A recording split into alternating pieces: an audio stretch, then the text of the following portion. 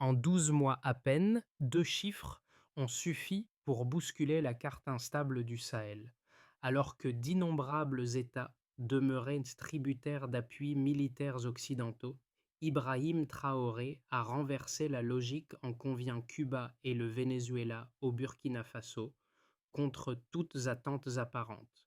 Comment un pays classé parmi les plus pauvres peut-il défier des alliances parmi les plus riches et à quel prix concret pour sa sécurité, sa diplomatie et son économie naissante? L'histoire commence ici. Un pari jugé impossible hier devient aujourd'hui un test brutal de souveraineté africaine mesurable. Derrière la décision d'Ibrahim Traoré se cache une promesse risquée: prouver que l'Afrique peut assurer sa défense sans l'ombre de bases occidentales. Cette audace vise un bénéfice clair: retrouver la souveraineté totale du Burkina Faso sur sa sécurité et son développement, tout en inspirant d'autres nations africaines à suivre l'exemple. Mais le pari est vertigineux. En se tournant vers Cuba et le Venezuela, le pays s'expose à des sanctions, à une réduction d'aide budgétaire et à l'isolement diplomatique. Et pourtant, c'est justement ce risque qui fascine. Car si cette manœuvre réussit, elle pourrait redéfinir la notion même d'indépendance sur le continent, brisant des décennies de dépendance économique et militaire. Dans un monde où chaque alliance se paie d'une perte d'autonomie, Traoré choisit la voie la plus coûteuse, celle qui pourrait enfin prouver qu'un État africain peut prospérer par lui-même. La révélation initiale d'Ibrahim Traoré a pris de court les observateurs internationaux. Le Burkina Faso accueille désormais des troupes de Cuba et du Venezuela sur son sol, rompant symboliquement avec l'orbite militaire occidentale.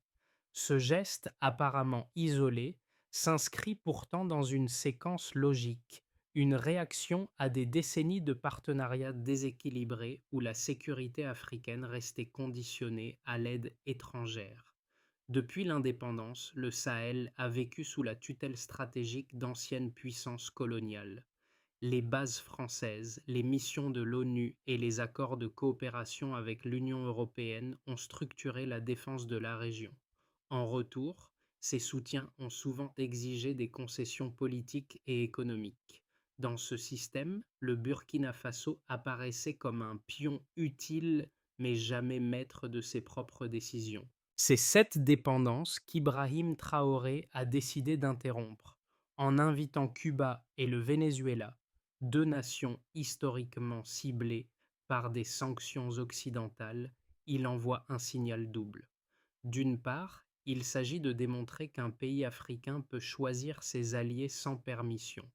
D'autre part, ce rapprochement met en lumière une philosophie partagée: la résilience face à la domination économique. Cuba apporte son expertise médicale et logistique, tandis que le Venezuela partage son expérience de gestion des ressources énergétiques sous pression internationale.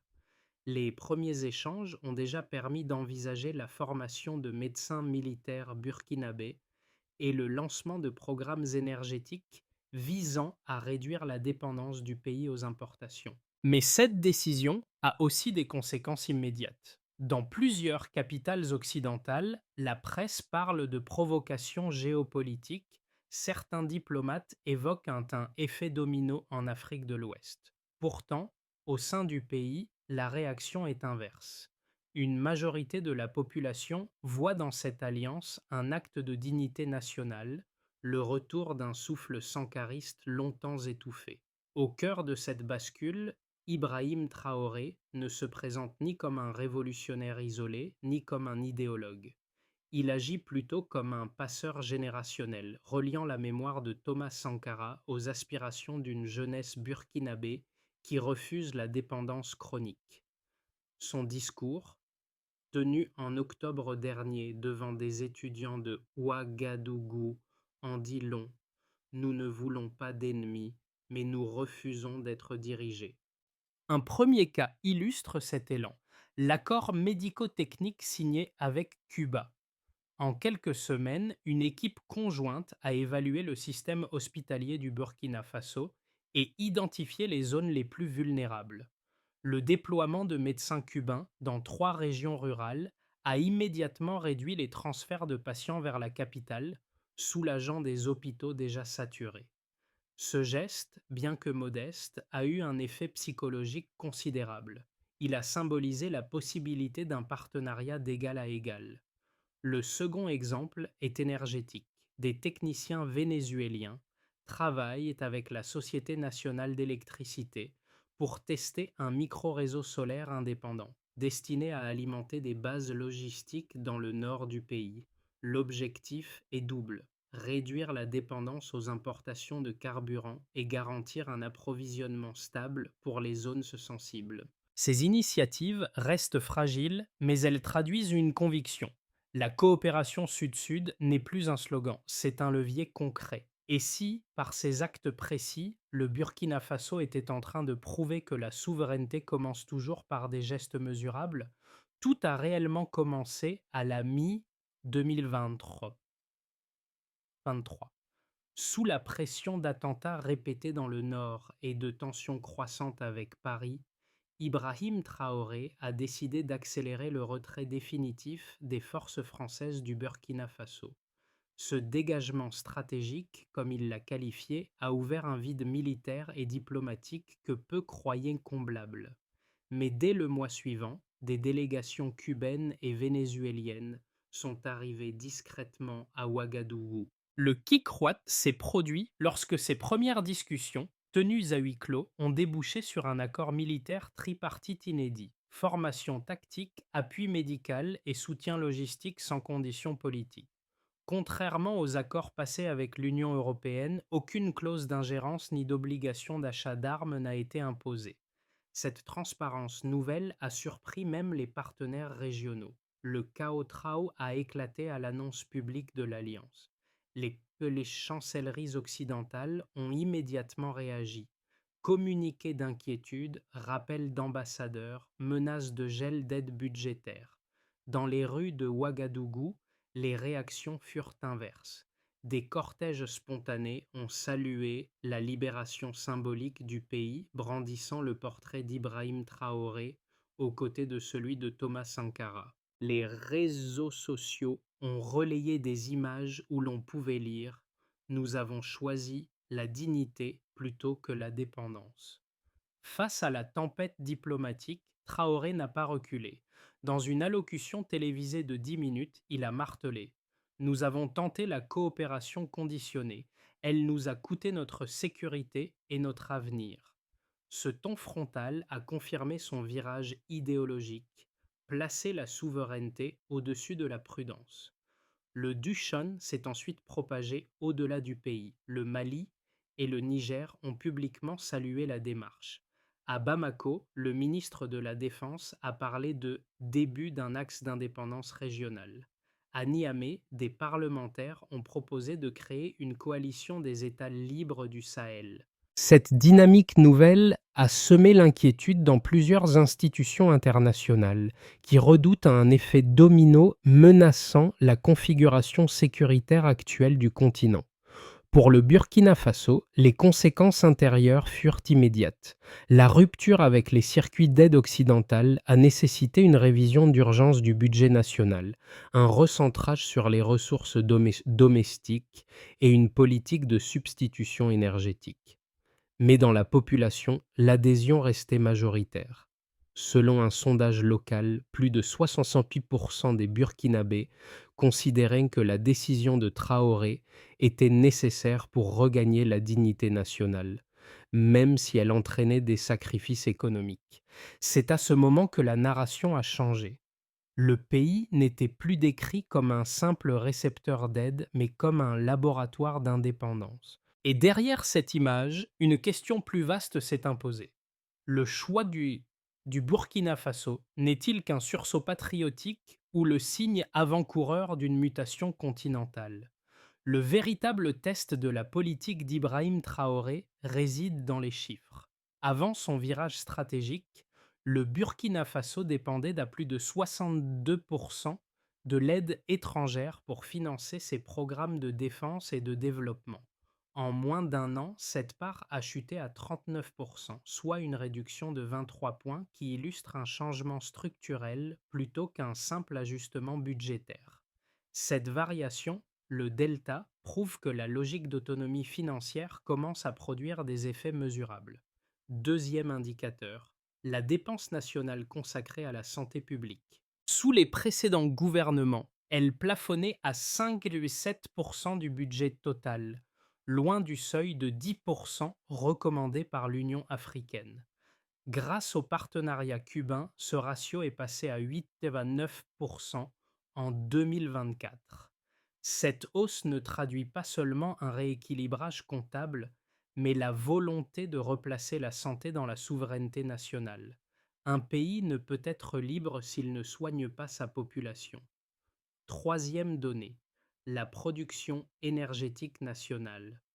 Les projets pilotes menés avec des ingénieurs vénézuéliens ont permis d'ajouter 45 mégawatts au réseau d'électricité, une progression de près de 12% en 6 mois. Le plus symbolique n'est pas le chiffre, mais la méthode. Les infrastructures ont été construites sans financement extérieur, uniquement avec des matériaux et du personnel burkinabé. Ce basculement démontre que l'efficacité locale peut rivaliser avec les programmes d'assistance multinationaux, souvent plus coûteux. Ces résultats ne suffisent pas à effacer la fragilité économique du pays, mais ils modifient la perception collective de ce qui est possible. Les médias d'État parlent désormais d'une transition mesurable vers l'indépendance, une formule qui traduit bien l'esprit du projet. Ne pas rêver d'autonomie, mais la quantifier. À l'international, les réactions sont contrastées. Les institutions financières traditionnelles redoutent une contagion d'exemples similaires dans d'autres nations du Sahel. Des experts occidentaux accusent Traoré d'idéalisme antiproductif. Pourtant, certains économistes africains y voient la première expérimentation concrète d'un modèle de croissance décolonisée. Car derrière chaque pourcentage, un constat s'impose. Le Burkina Faso apprend à fonctionner sans validation extérieure. Là où la dépendance financière dictait jadis la politique nationale, une nouvelle grammaire économique s'écrit, fondée sur la coopération horizontale, l'échange technique et la réappropriation des ressources. Le delta, désormais, ne se mesure plus seulement en points budgétaires.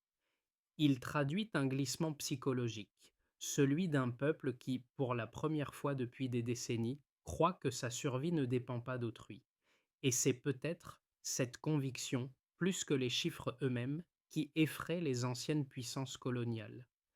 Les critiques de la politique d'Ibrahim Traoré s'articulent autour de deux axes principaux. Le premier affirme qu'en s'éloignant de l'Occident, le Burkina Faso risque de s'isoler économiquement et d'aggraver sa vulnérabilité face au terrorisme. Selon cette logique, la stabilité du Sahel dépend encore de la coopération militaire occidentale et des flux d'aide budgétaires, sans lesquels les infrastructures nationales s'effondreraient. Les chancelleries européennes soulignent d'ailleurs que plus de 60% des opérations anti-insurrectionnelles régionales reposent sur des ressources partagées. Le second argument soutient que les nouveaux partenaires de Traoré, Cuba et le Venezuela, n'ont ni la capacité financière ni l'influence diplomatique nécessaires pour soutenir durablement un pays enclavé d'Afrique de l'Ouest. Les opposants parlent d'une illusion de solidarité sud-sud, incapable de compenser la perte d'accès aux marchés occidentaux. Mais la réponse de Traoré et de ses conseillers repose sur une donnée empirique. La dépendance a produit plus de fragilité que de stabilité. Depuis 10 ans, malgré des milliards d'euros d'aide, la pauvreté et l'insécurité ont progressé dans la majorité des pays sahéliens.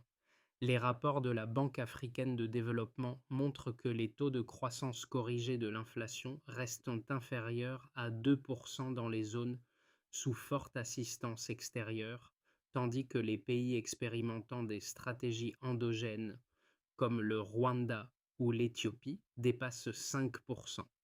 Autrement dit, l'isolement n'est pas un risque nouveau, c'est un héritage. Et ce que propose Ibrahim Traoré, c'est de transformer cet héritage en autonomie méthodique, produire localement, mutualiser régionalement, négocier à parts égales. L'efficacité du modèle reste à démontrer, mais son raisonnement est cohérent. Si la dépendance n'a pas garanti la sécurité, alors l'indépendance mérite au moins d'être testée. L'équilibre bascule. À la mi-parcours de cette stratégie, Ibrahim Traoré révèle une deuxième couche du projet: transformer la souveraineté politique en souveraineté économique. L'alliance avec Cuba et le Venezuela ne se limite plus à l'entraînement militaire ou à la coopération médicale. Elle s'étend désormais à la formation industrielle, à l'énergie et à la planification agricole. Selon un rapport interne, 3 programmes pilotes d'agroénergie visent à produire du biocarburant local à partir de cultures résilientes. Ce virage marque un tournant. D'une posture défensive, le Burkina Faso passe à une politique de construction. L'objectif n'est plus seulement de survivre aux sanctions, mais de prouver que la croissance endogène peut exister sans tutelle. Les observateurs étrangers reconnaissent la cohérence de la vision, mais s'interroge: jusqu'où Traoré peut-il aller sans provoquer une riposte économique occidentale? La réponse déterminera si ce pivot du Sud restera un symbole ou deviendra un modèle reproductible. Les premiers effets de la politique d'Ibrahim Traoré se manifestent déjà sur plusieurs fronts. L'alliance Sud-Sud qu'il a bâtie avec Cuba et le Venezuela n'est plus une déclaration d'intention. Elle produit des résultats mesurables, parfois inattendus. Sur le plan national, sur le plan interne, le sentiment de confiance collective s'est renforcé. Selon un sondage de 2024, près de 70% des Burkinabés estiment que leur pays retrouve son honneur. Les campagnes médiatiques locales mettent en avant la souveraineté retrouvée, une rhétorique jadis considérée comme utopique. Les jeunes diplômés, souvent tentés par l'émigration, commencent à envisager de rester. Dans les universités, les inscriptions en économie et en ingénierie énergétique ont bondi de 18%. La fierté nationale, bien que difficile à quantifier, est devenue une ressource politique à part entière.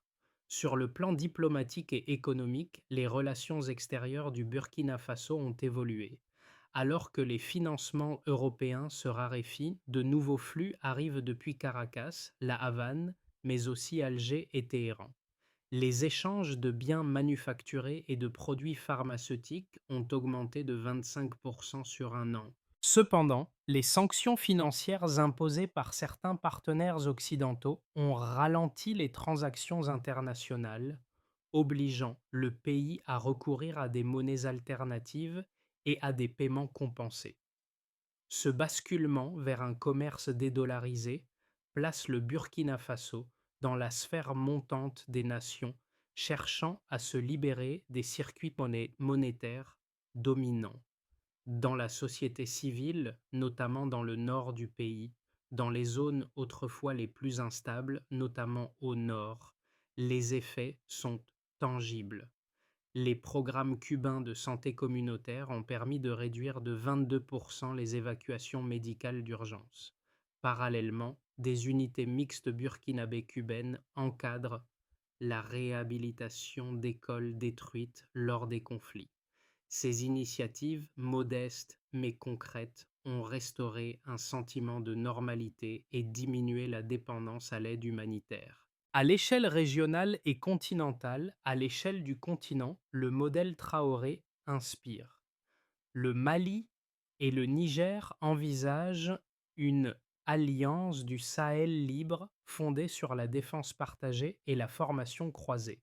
L'Union africaine observe cette dynamique avec prudence, mais y voit une preuve d'émancipation possible. Si ce réseau s'élargit, il pourrait redéfinir le rapport de force entre le Nord et le Sud en imposant un langage nouveau, celui de l'égalité contractuelle.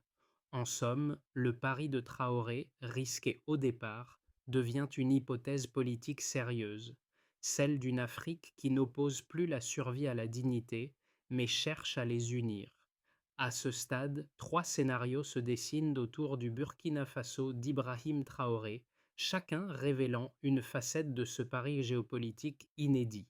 Dans un premier scénario, le plus stable, le gouvernement consolide les acquis existants. Le gouvernement consolide les acquis actuels.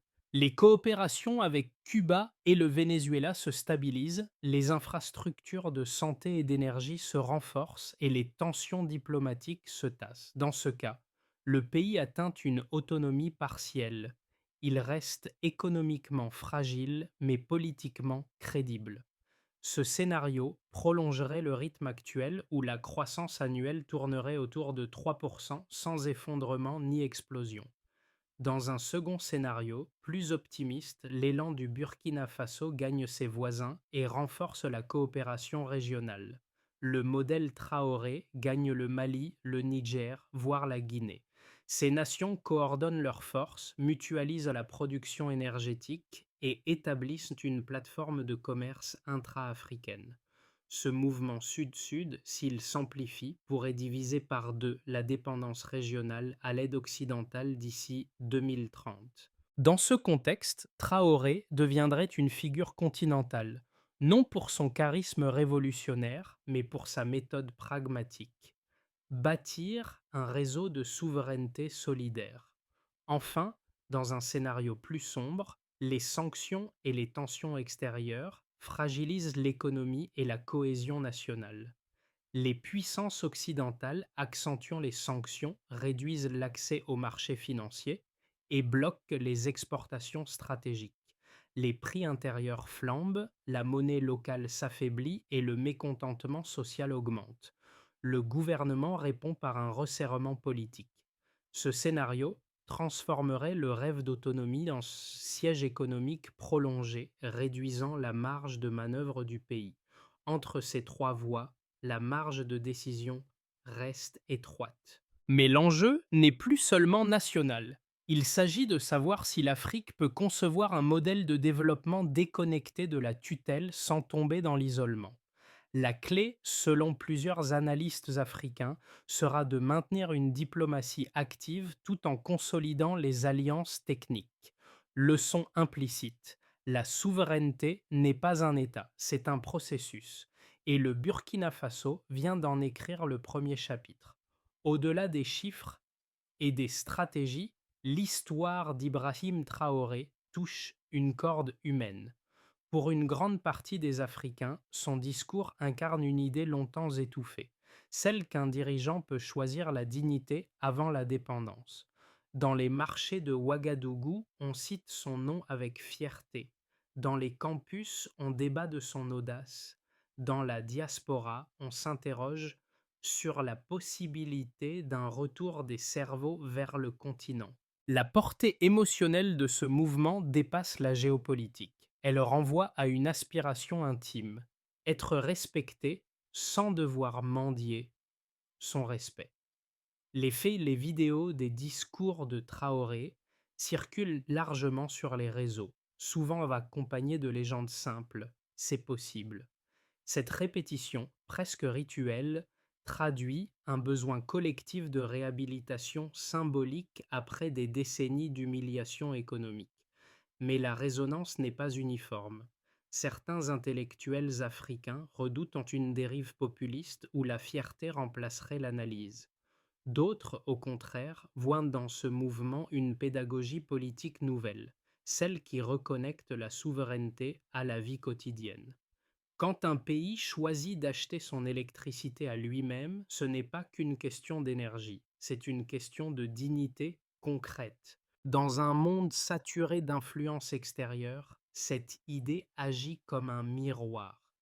Et si la liberté d'un État commençait par la confiance de son peuple, ce n'est pas un concept abstrait, mais une expérience vécue, que des millions d'Africains observent aujourd'hui à travers le prisme du Burkina Faso. Pour transformer la vision d'Ibrahim Traoré en durabilité, une feuille de route pragmatique se dessine. Elle repose sur 5 étapes interdépendantes qui visent à consolider la souveraineté sans rompre le lien avec le reste du monde. Première étape, institutionnaliser la coopération Sud-Sud. Créer un secrétariat permanent chargé de coordonner les partenariats avec Cuba, le Venezuela et d'autres États africains intéressés. Objectif, passer des accords bilatéraux ponctuels à une architecture régionale stable. Deuxième étape, diversifier les pôles techniques. Former des ingénieurs burkinabés dans les domaines de la santé, de l'énergie et de l'agriculture afin de réduire la dépendance structurelle. Chaque formation doit inclure un volet de transfert de compétences pour multiplier les relais locaux. Troisième étape, créer un fonds d'autonomie. Alimenté par les revenus miniers et agricoles, ce fonds financerait les projets stratégiques nationaux, sans recourir à des emprunts conditionnés.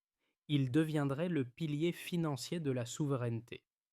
Quatrième étape, numériser la gestion publique. Mettre en place une plateforme transparente de suivi des dépenses et des projets, accessible aux citoyens. La confiance naît de la visibilité, pas du secret. Cinquième étape, engager une diplomatie du respect. Maintenir le dialogue avec toutes les puissances, même celles critiques du modèle burkinabé. L'indépendance n'exclut pas la conversation, elle la redéfinit. Cette méthode transforme un manifeste politique en stratégie mesurable. Si elle réussit, elle prouvera qu'un État africain peut s'émanciper sans s'enfermer, et qu'une souveraineté lucide vaut mieux qu'une dépendance confortable. Dans la dernière image qu'offre ce récit, Ibrahim Traoré réapparaît comme au début, seul mais porteur d'une idée qui dépasse sa personne. Le symbole qu'il incarne, celui d'un pays refusant la tutelle, s'est inscrit dans les mémoires comme une continuité de la promesse de Thomas Sankara. Les drapeaux rouges et verts brandis à Ouagadougou ne sont plus seulement des couleurs, ils sont devenus des repères de dignité collective. Au fil des mois, l'expérience burkinabé a cessé d'être une exception pour devenir un miroir. Chaque discours, chaque geste de Traoré semble rappeler que la souveraineté n'est pas un privilège, mais une reconquête quotidienne. Et dans cette reconquête, le peuple burkinabé a trouvé plus qu'un dirigeant, un rappel vivant de sa propre capacité à décider. Quand le vent du Sahel soulève la poussière de ses plaines, il emporte aussi l'écho de cette idée, qu'une nation, même petite, peut redéfinir sa place dans le monde si elle ose penser par elle-même. Le silence qui suit vos promesses. La souveraineté n'est plus un rêve, c'est un acte. L'histoire du Burkina Faso ne s'arrête pas à Ibrahim Traoré, elle ne fait que commencer. Ce qu'il a lancé dépasse la politique. C'est une conversation ouverte sur la liberté, la dignité et le droit de choisir son propre chemin. À travers cette expérience, une génération entière d'Africains redécouvre qu'elle peut questionner l'ordre établi sans craindre l'isolement. Et vous, que pensez-vous de cette transformation silencieuse? Peut-elle inspirer d'autres nations à repenser leurs alliances, à construire des partenariats fondés sur le respect plutôt que sur la dépendance? Partagez votre point de vue, non pas pour trancher, mais pour enrichir ce dialogue continental. Chaque voix compte. Chaque idée éclaire un angle différent de la même quête, celle d'une Afrique sûre de sa valeur, consciente de sa puissance et fière de tracer son avenir. Si vous croyez que la souveraineté commence par la parole, alors cette discussion vous appartient aussi. Continuons-la ensemble dans le respect et la lucidité.